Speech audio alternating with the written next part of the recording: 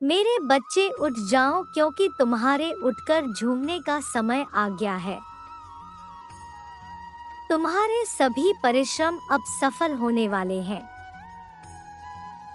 तुम्हें अपनी परिश्रम का वह फल मिलने जा रहा है जिसकी तुमने अभी तक कल्पना नहीं की थी। सफलताओं का यह तूफान तुम्हारे मन में चल रहे तूफानों को भी शांत करेगा। आने वाले समय में तुम एक ऐसे सफर पर निकलोगे जिसकी दिशा तुम्हें कामयाब बनाएगी। इसकी हलचल इतनी तेज होगी कि इस हलचल को देखकर तुम हैरान हो जाओगे और तुम्हारा मन प्रसन्न हो जाएगा। एक ऐसा समय तुम्हारे जीवन में आने वाला है जो तुम्हें अपार धन और खुशियां देकर जाएगा। इसके इस्तेमाल से तुम अपनी सभी बाधाओं का नाश करोगे। 2024 साल का महत्व बहुत ज्यादा है क्योंकि यह साल 2024 शनि देव का साल है। इस साल के प्रारंभ से लेकर अंत तक तुम जितनी भी परिश्रम करोगे, शनि देव तुम्हें उतना ही ज्यादा फल देंगे। इस साल शनि देव की कृपा अपने ऊपर पाने के लिए शनि देव को शनिवार के दिन शनि मंत्र का जाप अवश्य करें और कार्य वस्त्र धारण करें। उसे दिन विशेष से गरीबों को दान अवश्य दें। इससे आपको पुण्य की प्राप्ति होती है। जो लोग भी शनिदेव की पूजा करते हैं और अपने अच्छे कार्यों का फल पाने के इंतजार में थे,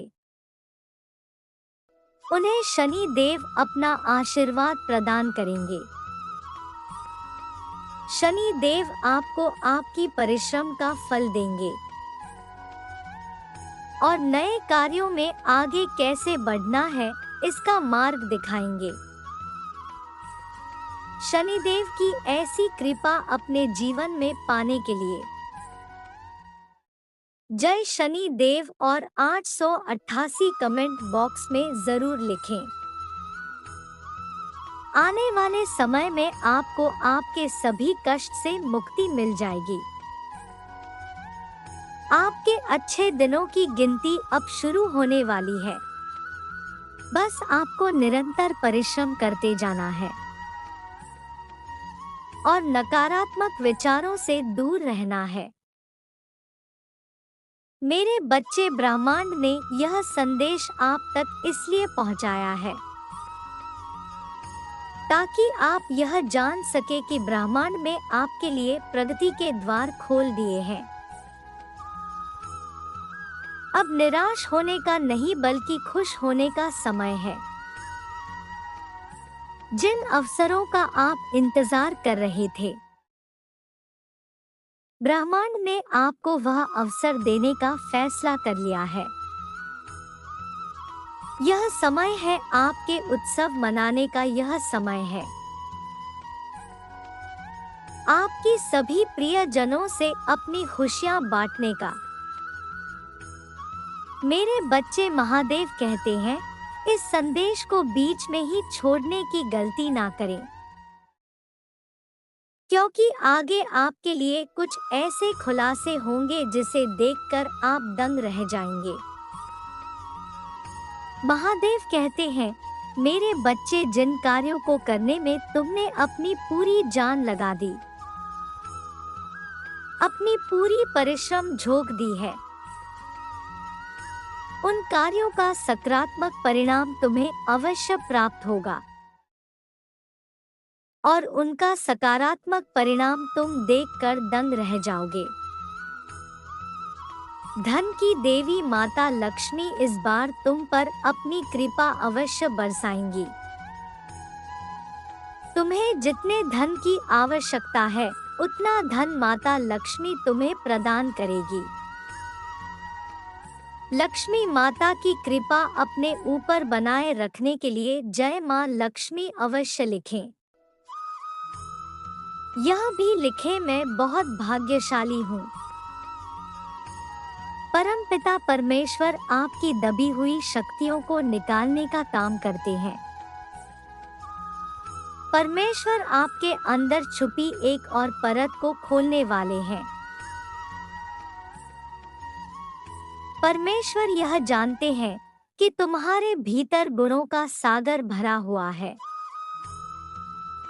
इस सागर को तुम्हारे भीतर से निकालने के लिए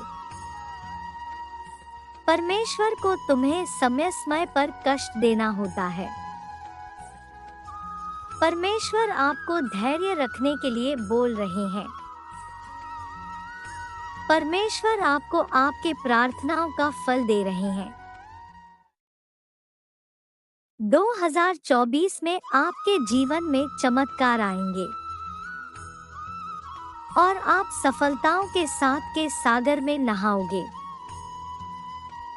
आप अपने आने वाले समय में इतना धन कमाने वाले हो जिससे आप अपने सभी बिलों का भुगतान कर पाओगे। यह सफलताओं का मौसम ईश्वर ने आपको वरदान में दिया है। इसे सुचारू रूप से स्वीकार करने के लिए मैं अपने चमत्कार के लिए तैयार हूँ, यह टाइप कीजिए। अगर आप अपने जीवन में परमेश्वर के मार्गदर्शन को पाना चाहते हैं। मेरे प्रिय बच्चे, जो मनुष्य मुझे जिस प्रकार भजता है, यानी जिस इच्छा से मेरा स्मरण करता है, उसी के अनुरूप मैं उसे फल प्रदान करता हूँ। श्रेष्ठ पुरुष को सदैव पद व गरिमा के अनुसार ही व्यवहार करना चाहिए। वह जैसा करेंगे, सामान्य मनुष्य उसकी नकल करेंगे। उदाहरण के तौर पर अगर कोई अधिकार पूरी परिश्रम से काम करते हैं, तो उसके कर्मचारी भी वैसे ही काम करेंगे। श्रेष्ठ पुरुष जैसा आचरण करते हैं, सामान्य पुरुष उसी को आदर्श मानकर लोग उसका अनुसरण करते हैं। संसार में जो मनुष्य जैसा व्यवहार दूसरों के प्रति करता है, दूसरे भी उसी प्रकार का व्यवहार उसके साथ करते हैं। मेरे प्रिय बच्चे, जो लोग भगवान का स्मरण मोक्ष के लिए करते हैं, उन्हें मोक्ष मिलता है। जो किसी अन्य इच्छा से प्रभु का स्मरण करते हैं, उनकी वह इच्छाएं भी प्रभु कृपा से पूर्ण हो जाती है। कर्म न करने का आग्रह त्याग कर, यशोपयश के विषय में समबुद्धि होकर, योगयुक्त होकर कर्म कर, समत्व को ही योग कहते हैं। धर्म का अर्थ होता है कर्तव्य। अपने कर्तव्य को पूरा करने में कभी यशोपयश और हानि लाभ का विचार नहीं करना चाहिए।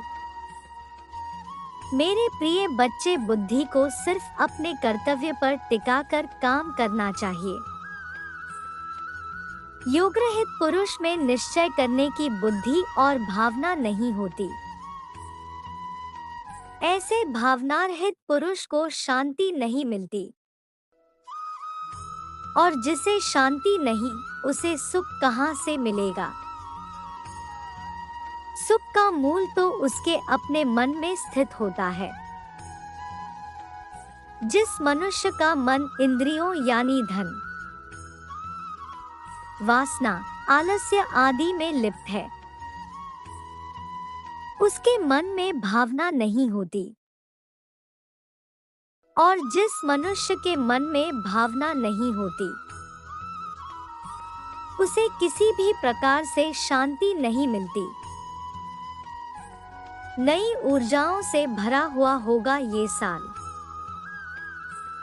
अपने जीवन के उजाले को आगे लेकर जाना है और अंधेरे को पीछे छोड़ना है। नई चीजों को अपनाना है और जो नहीं आता है उसे पारंगत करना है। मेरे बच्चे, आज रात मैं तुम्हारे घर आऊंगा एक दिव्य ऊर्जा के रूप में। तुम मुझे भले पहचान नहीं पाओगे, लेकिन मेरी उपस्थिति तुम्हारे जीवन में एक नया मोड़ लाएगी। तुम्हारे जीवन में सकारात्मक ऊर्जा को लागू करना है। तुमको अपने जीवन में नई ऊर्जा, नई सोच, सकारात्मक सोच लानी है। तुम ये सब कर पाओगे क्योंकि आज मैं खुद अपनी दिव्य शक्ति का एक स्रोत तुमको देने वाला हूँ। तुमने जो मेरी इतनी भक्ति की है, ये उसका फल है। तुम अपने परिवारजनों को भी इस अवसर का भागीदार बनाओ। मेरा ये उपहार ग्रहण करो। मेरा उपहार ग्रहण करने के पहले बस एक काम तुम्हें करना होगा मेरे बच्चे। तुमको अपना मन साफ और पवित्र करना होगा। किसी भी प्रकार का छल कपट तुम्हें तुम्हारे इस सुनहरे अवसर से दूर करेगा। तुम बस मन को शांत रखो और मेरे बातों को लागू करो। खुश रहो मेरे बच्चे।